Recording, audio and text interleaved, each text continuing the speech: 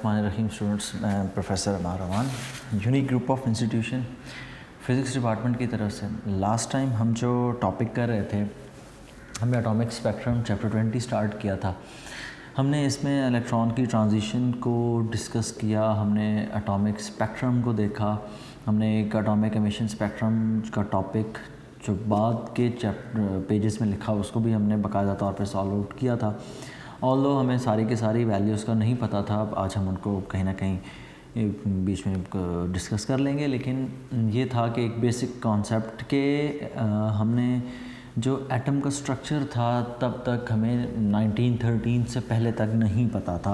1913 के अंदर नील बोहर ने एंट्री ली, लेकिन नील बोहर के जो सारे के सारे रिज़ल्ट्स हैं वो एटॉमिक स्पेक्ट्रम की बेस पर ही थे, जो हमें एटॉमिक स्पेक्ट्रम या लाइन स्पेक्ट्रम जिसे हम कहते हैं हमें वो मिल रहा था।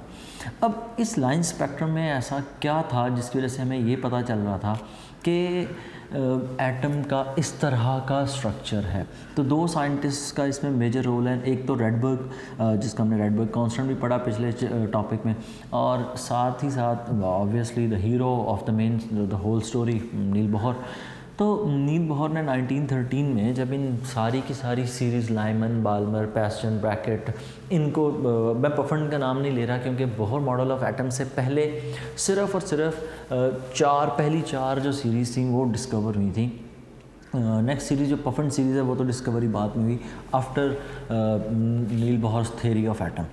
तो नील बोहर ने जो एटम का मॉडल प्रपोज किया ना, वो सेमी क्लासिकल थ्योरी के ऊपर बेस करता था। मतलब कुछ उसमें पॉइंट्स मॉडर्न फिज़िक्स से थे, कुछ पॉइंट्स उसमें जो क्लासिकल फ़िज़िक्स है वहाँ से थे, और दोनों को उसने मिक्स करके एक मॉडल प्रपोज करने की कोशिश की।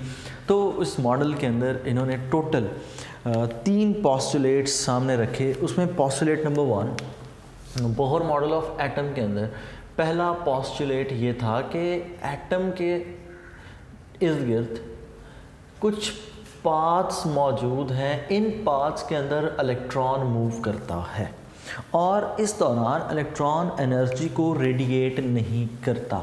मतलब न्यूक्लियस पोस्टुलेट नंबर 1 ये स्टेट करता है कि ये आपके पास न्यूक्लियस है, न्यूक्लियस के इर्द गिर्द एक पाथ है, इस पाथ के ऊपर इलेक्ट्रॉन रिवॉल्व करता है और इस एक पाथ के अंदर रिवॉल्व करते हुए इलेक्ट्रॉन एनर्जी को रेडिएट नहीं करता।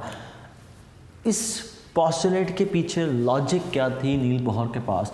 तो वो लॉजिक ये थी कि अगर इलेक्ट्रॉन रिवॉल्व करते वक्त मुसलसल एनर्जी को रेडिएट करता है, then the spectrum should be continuous spectrum, और वो कॉन्टिन्यूस स्पेक्ट्रम हमें हर वक्त मिलना चाहिए। लेकिन जब हम एक एटम को नॉर्मल कंडीशंस पर ऑब्जर्व करते हैं तो वो हमें किसी किस्म का कोई स्पेक्ट्रम प्रोवाइड नहीं करता।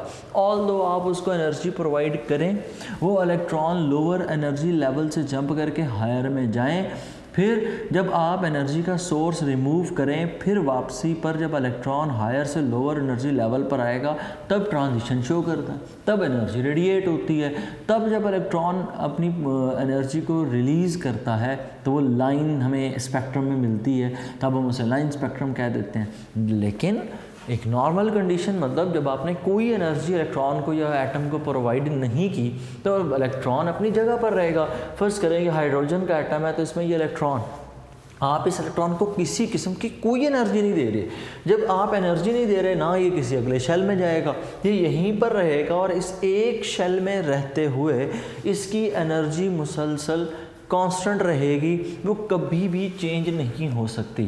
तो यहाँ पर जो उसके पास एनर्जी होगी, इस एनर्जी को हम नाम देते हैं, such an energy is called quantized energy. Quantized energy का मतलब it has a fix energy, और इस इलेक्ट्रॉन का जो न्यूक्लियस से डिस्टेंस है that is called quantized radii, कि ये उसका क्वांटाइज्ड रेडियाई एक फिक्स रेडियस है जिसके ऊपर इलेक्ट्रॉन मूव करता है और इसके इर्द गिर्द रिवॉल्व करता है। ये है पोस्टुलेट नंबर 1।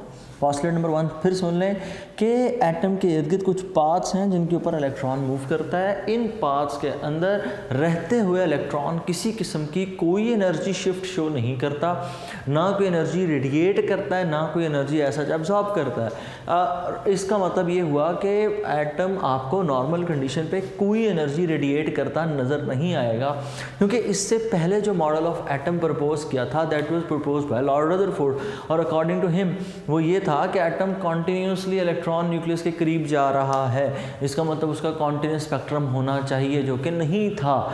कॉन्टीन्यूस स्पेक्ट्रम नहीं है, इसका मतलब इलेक्ट्रॉन न्यूक्लियस के इर्द रिवॉल्व करते हुए एनर्जी रेडिएट नहीं करेगा।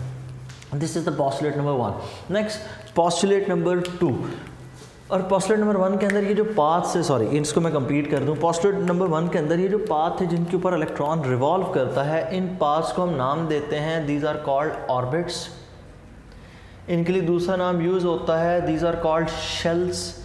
You can also write it as energy levels या एनर्जी स्टेट्स भी कहा जाता है, लेवल्स और energy states. Next postulate number 2, जब इलेक्ट्रॉन न्यूक्लियस के इर्द गिर्द रिवॉल्व करेगा तो न्यूक्लियस के अराउंड रिवॉल्व करते हुए सिर्फ और सिर्फ इलेक्ट्रॉन उन्हीं शेल्स में हो सकता है। पोस्टुलेट नंबर 2 के अंदर इलेक्ट्रॉन सिर्फ और सिर्फ उन्हीं शेल्स के अंदर एग्जिस्ट कर सकता है जिनका एंगुलर मोमेंटम इक्वल हो NH/2π। ये थोड़ा सा पॉइंट बिल्कुल नया आ गया, n क्या चीज़ है, h क्या चीज़ है, 2π। h तो है प्लैंक्स कांस्टेंट, इसका तो हमें पता है 6.63 10⁻³ जूल सेकेंड। n क्या चीज़ है, here L is equal to angular momentum. Angular momentum के लिए हमने फॉर्मूला पढ़ रखा है mvr। सो L की जगह पुट हो जाएगा mvr is equals to NH/2π। So angular momentum को तो मैंने mvr पुट कर दिया। ये n क्या चीज़ है, n is the number of shell, n is number of shell. इसका प्रॉपर जो नाम है वो है, it is called principal quantum number. Principal quantum number, principal quantum number, ये n के लिए सिंबल यूज होता है, where n is the principal quantum number, मतलब नंबर ऑफ शेल। पहला शेल है तो n1 पुट हो जाएगा, सेकंड शेल है तो n को हम 2 पुट कर देंगे, थर्ड शेल है तो n3 पुट हो जाएगा, एंड सो ऑन। अब ये जो फॉर्मूला था इसकी बेसिस कहीं ना कहीं डी ब्रॉगली से मिलती थी, और क्लासिकल कॉन्सेप्ट भी इसको कहीं ना कहीं एक्सप्लेन करने के काबिल था। अब according to Bohr model of atom, ये जो इलेक्ट्रॉन का शेल है इट इज़ स्फेरिकल और सर्कुलर। ये इलेक्ट्रॉन उस न्यूक्लियस के इर्द सर्कुलर पाथ के ऊपर रिवॉल्व करता है। अगर इलेक्ट्रॉन सर्कुलर पाथ पर रिवॉल्व कर रहा है तो इसके बाद लीनियर मोमेंटम नहीं होगा, बल्कि क्या होगा, angular momentum. This angular momentum is equal to mvr is equal to NH/2π। अब इस फॉर्मूले की थोड़ी सी बेसिक्स हैं हमारे पास। अब इस फॉर्मूले की बेसिक्स ये हैं कि सपोज करें हमारे पास ये है एक शेल जिसके अंदर इलेक्ट्रॉन रिवॉल्व कर रहा है। सपोज ये हमारे पास एक शेल, इसके अंदर इलेक्ट्रॉन रिवॉल्व करता है। अगर इस पूरे पाथ की मैं बात करूँ, ये पूरे का पूरा पाथ किसके इक्वल है, its circumference should be equal to 2πr। अगर मैं इस पाथ को यहाँ से कट करके बिल्कुल स्ट्रेट कर दूँ, it will become like this. मतलब आप यूँ समझें कि आपके पास एक स्ट्रिंग है, इस स्ट्रिंग के अंदर इस स्ट्रिंग की पूरी लेंथ किसकी इक्वल है, its length is equals to 2πr। मैंने 2πr क्यों लिखा, क्योंकि ये स्ट्रिंग पहले मैंने सर्कुलर पाथ में रखी थी, जितना है सर्कल का रेडियस वो हो गया r, और सर्कमफेरेंस का फॉर्मूला क्या होता है 2πr। अब अगर मैं इस स्ट्रिंग के अंदर स्टेशनरी वेव्स प्रोड्यूस करूं as we do in case of guitar, तो मैं इस स्ट्रिंग को पकड़ के प्लग करूं तो there will be some sort of stationary waves, और स्टेशनरी वेव्स जो इसमें प्रोड्यूस होंगी वो कुछ इस तरह से प्रोड्यूस होंगी। और याद रखिएगा स्टेशनरी वेव्स जब भी एक स्ट्रेच स्ट्रिंग में प्रोड्यूस होती हैं तो वो इवन n लैम्डा के केस में प्रोड्यूस होती हैं। मतलब उसके लिए जो नंबरिंग होती है वो वेव्स या तो एक वेव होगी या 2 वेव्स होंगी या 3 वेव्स होंगी। मतलब जो लूप्स बनेंगे स्टेशनरी वेव्स के, वेव यहाँ से ट्रैवल करेगी कुछ यूँ, फिर वहाँ से वेव रिफ्लेक्ट बैक करती है दूसरे एंड से, यहाँ से फिर जब वेव रिफ्लेक्ट बैक करेगी तो बिल्कुल उसी तरह क्रस्ट के ऊपर ट्रफ, ट्रफ के ऊपर क्रस्ट, और यूं इसके ऊपर यहाँ पर बन जाती हैं स्टेशनरी वेव्स। और स्टेशनरी वेव्स हमने जब ऑब्जर्व किया तो हमेशा स्टेशनरी वेव्स बनती हैं L is equals to n lambda के। L is equal to n lambda से मुराद कि इस पूरी लेंथ के अंदर जो वेवलेंथ बनेगी वो हमेशा एक इंटेग्रल मल्टीपल होगा। मतलब एक पूरी वेव होने का मतलब 2 लूप्स, ये एक वेव है। 2 वेव्स पूरी बनने का मतलब 4 लूप्स, मतलब यहाँ तक एक वेव, दूसरी वेव, तीसरी वेव, फिर ये चौथी वेव, पांचवी वेव। 10 लूप्स है तो टोटल कितनी वेव्स हो जाएंगी? 5। एक लूप का मतलब हाफ वेवलेंथ। तो जब भी हम स्ट्रिंग के अंदर वेव्स प्रोड्यूस करते हैं तो हाफ का केस नहीं होता, कंप्लीट लूप मतलब कंप्लीट वेव्स प्रोड्यूस होती हैं। लूप्स की तादाद ऑड नहीं होती, इवन होती है। ये बात समझ आनी चाहिए आपको कि लूप्स की तादाद ऑड नहीं होगी, इवन होगी, क्योंकि अगर इवन होगी तभी तो वेव कंप्लीट हो रही है। मतलब अगर 4 लूप्स हैं तो कितनी वेव्स हैं? 2। 6 लूप्स हैं तो वेव्स कितनी हैं? 3, मतलब उसका हाफ। तो अगर 5 लूप्स होंगी तो फिर 2.5, जो कि मुमकिन नहीं है। तो अगर हम इस चीज़ को आपस में दोनों को कंपेयर करें तो इधर लेंथ इक्वल है 2πr, यहाँ पर है n lambda by equating equation number 1 and equation number 2। अगर 1 और 2 को हम आपस में कंपेयर करें तो मैं लिख सकता हूँ 2πr is equals to n lambda 2πr is equals to n lambda. Next lambda, de Broglie का कॉन्सेप्ट ये कहता था as we know lambda equal होता है, lambda is equals to h over p, lambda is equals to h over mv। अगर इसको मैं put कर दूं अपनी इक्वेशन नंबर 3 के अंदर, by putting in equation number 3, ये जो मैंने फॉर्मूला लिखा lambda is equals to h over p, modern physics में से है। और ये जो ऊपर आपने ये डिस्कस की स्टेशनरी वेव्स, ये क्लासिकल फिजिक्स में से, इसलिए इसको सेमी क्लासिकल या सेमी मॉडर्न थ्योरी भी कहते हैं। अगर इस लैम्डा को पुट करें इक्वेशन नंबर 3 में, bye putting in equation number 3, bye putting in equation number 3, अगर मैं इक्वेशन नंबर 3 में इसको पुट करूं तो ये सिचुएशन कुछ यूँ हो जाती है 2πr is equals to n, और लैम्डा की जगह क्या पुट हो जाएगा? h over mv। और अगर मैं यहाँ से एंगुलर मोमेंटम फाइंड करूँ तो मैं mv इधर डिवाइड हो रहा है, इधर लाकर मल्टीप्लाई कर रहा हूँ, 2π को इधर ले जाकर कर रहा हूँ डिवाइड, तो ये हो जाएगा mv r is equals to NH over 2π। What does it mean? इसका मतलब ये हुआ कि जो बोहर की कैलकुलेशन थी एंगुलर मोमेंटम के बारे में एक्सपेरिमेंटल, ये एक्सपेरिमेंटल आंसर्स थे, और ये कौन से हैं? These are the answer from the theoretical. Experimental values और थ्योरेटिकल वैल्यूज़ का आपस में मैच कर जाना, ये इस बात की निशानी थी कि रिजल्ट्स आर टोटली परफेक्ट। तो पहला पॉस्टुलेट हमने ये पढ़ा कि इलेक्ट्रॉन न्यूक्लियस के गिर्द फिक्स ऑर्बिट्स के अंदर रिवॉल्व करता है। इस एक ऑर्बिट में रहते हुए इलेक्ट्रॉन किसी किस्म की कोई एनर्जी रेडिएट नहीं करता। जब इलेक्ट्रॉन रिवॉल्व करता है तो पॉस्टुलेट नंबर 2 में हम ये सीखते हैं कि जब इलेक्ट्रॉन न्यूक्लियस के इर्द-गिर्द रिवॉल्व करता है तो सिर्फ उन्हीं शेल्स के अंदर रिवॉल्व कर सकता है whose angular momentum is equals to NH over 2π, where n is number of shell, h Planck's constant. जब ये वैल्यूज पुट करते हैं तो इसके लिए फिर हमने बेसिक्स फाइंड की कि ये ऐसा ही क्यों। तो डी ब्रॉगले का जो हमारे पास कॉन्सेप्ट है वो इस चीज़ को प्रूव करता है मैथमेटिकली कि इलेक्ट्रॉन सिर्फ उन्हीं शेल्स के अंदर एग्जिस्ट कर सकता है जिनका एंगुलर मोमेंटम NH ओवर 2π के इक्वल होता है। नेक्स्ट इसमें जो कॉन्सेप्ट आ जाता है, next concept is postulate number 3। Postulate number 3 और आखिरी पॉस्टुलेट,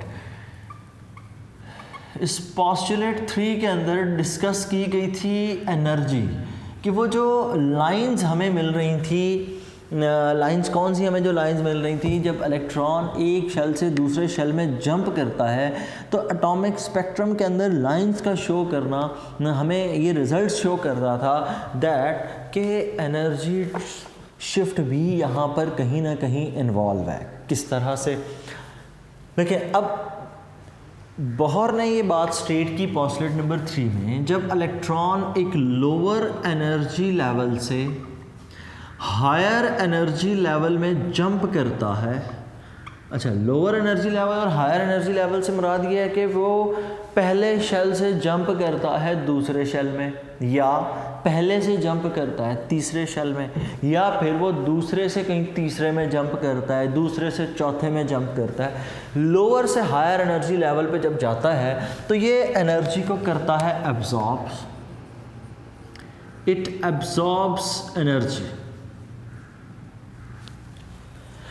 दूसरा पॉइंट इसी के अंदर था कि जब इलेक्ट्रॉन हायर एनर्जी लेवल से लोअर एनर्जी लेवल पे जंप करता है, मतलब किसी बड़े शेल में से छोटे शेल में जंप करता है, then there will be a release of energy, कि वो इतनी एनर्जी को रिलीज कर देगा।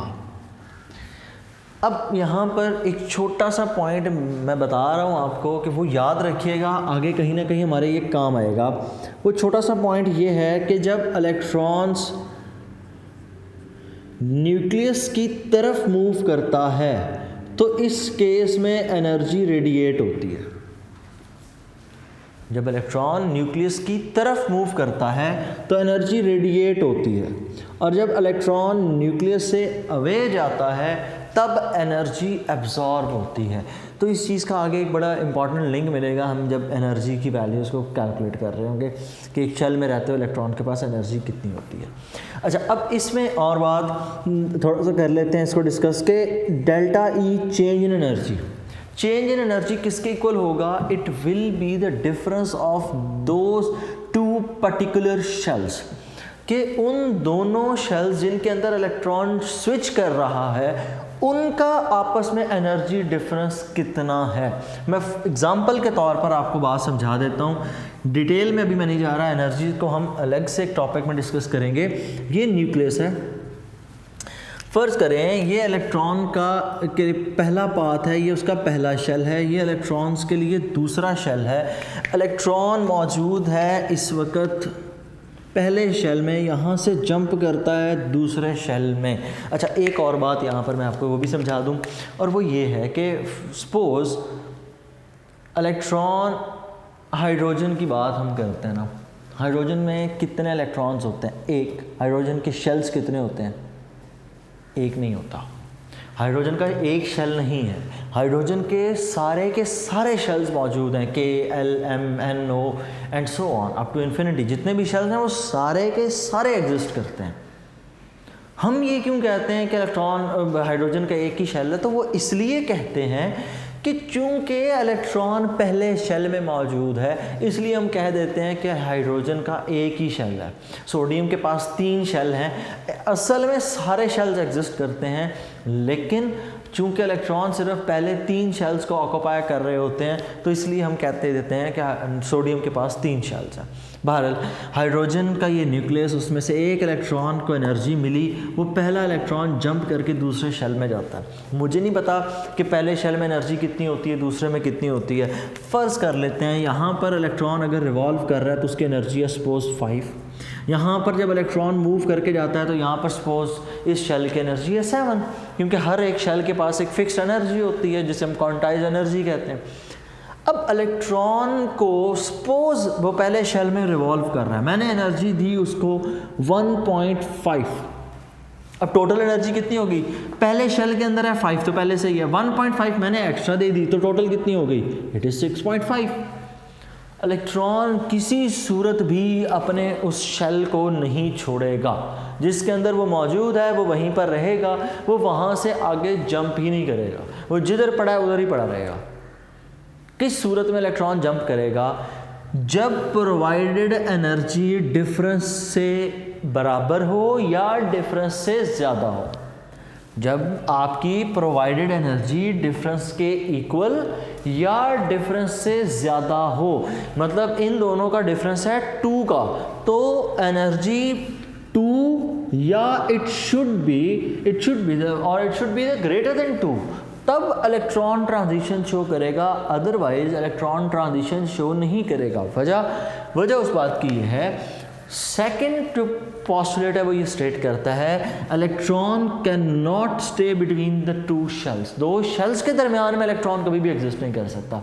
इलेक्ट्रॉन एग्जिस्ट करेगा उन्हीं शेल्स के अंदर जिनका एंगुलर मोमेंटम किसकी इक्वल है, mvr is equal to nh/2π। तो वो या तो पहले शेल या दूसरा या तीसरा जो शेल्स आपने फिक्स कर रखे हैं क्वांटाइज रेडियाई, उन्हीं के अंदर वो एग्जिस्ट कर सकता है। और एनर्जी डिफरेंस किसके इक्वल होगा, फ़र्ज़ कर लें कि पहले इसका एनर्जी डिफरेंस इसका है E2, इसके एनर्जी डिफरेंस को मैं नाम देता हूँ E1। So energy difference will be equal to E2 minus E1। हम इसको समटाइम्स N और P से भी रिप्रेजेंट करते हैं, मतलब वो शेल जहाँ से इलेक्ट्रॉन जंप करके जा रहा है तो उस शेल को हम EN कह देते हैं, जिस शेल में पहुँच रहा है उसको P कह देते हैं। सो EN minus EP energy difference. अगर एनर्जी डिफरेंस शेल की एनर्जी के इक्वल नहीं होगा, इलेक्ट्रॉन किसी सूरत ट्रांजिशन शो नहीं करेगा, वो अपनी जगह पर उसी तरह रहेगा। तो ये था आपके पास आपका पहला बेसिक आसान सा topic, Bohr's model of atom. Board point of view से इसकी इम्पॉर्टेंस एज सच इतना इम्पॉर्टेंट नहीं है, लेकिन फिर भी उसकी वजह यह है कि आपने चूँकि इसको फर्स्ट ईयर केमिस्ट्री में पढ़ा होता है, 9th में समहाउ कुछ ना कुछ इसको पढ़ रखा होता है, तो बोर्ड पॉइंट ऑफ व्यू से बोहर्स मॉडल ऑफ एटम की इम्पॉर्टेंस इतनी ज़्यादा नहीं है। फिर इस चैप्टर के कुछ टॉपिक्स बड़े डोमिनेंट हैं, लाइक एक्सरेज हैं, लेज़र्स का टॉपिक है, ठीक, फिर क्वांटाइज एनर्जी, क्वांटाइज रेडियाई के टॉपिक्स हैं, ये डोमिनेंट फैक्टर रखते हैं इम्पोर्टेंस वाइज। तो बोहर मॉडल ऑफ एटम को बोर्ड में हमने एज लॉन्ग क्वेश्चन कभी भी नहीं देखा। हाँ, ये हो सकता है कि शॉर्ट क्वेश्चन में कुछ चीज़ें इसमें से पूछी जाएं, तो आपसे सिर्फ यही है कि आप कोशिश करें कि इस टॉपिक को कॉन्सेप्ट वाइज पढ़ें, ताकि नेक्स्ट जो टॉपिक्स हैं ना सारे के सारे, ख़ास तौर पे ये जो एनर्जी ट्रांजिशंस हैं, इन्होंने आगे डिस्कस होना है चैप्टर नंबर इसी चैप्टर 20 के अंदर टॉपिक है एक्सरे के अंदर, ठीक है। फिर लेज़र के अंदर हमें कहीं ना कहीं एनर्जी की ज़रूरत पड़ रही होगी, तो कोशिश करें कि इसको कॉन्सेप्ट से देखें ताकि नेक्स्ट टॉपिक्स में आपको आसानी हो। अल्लाह हाफ़िज़।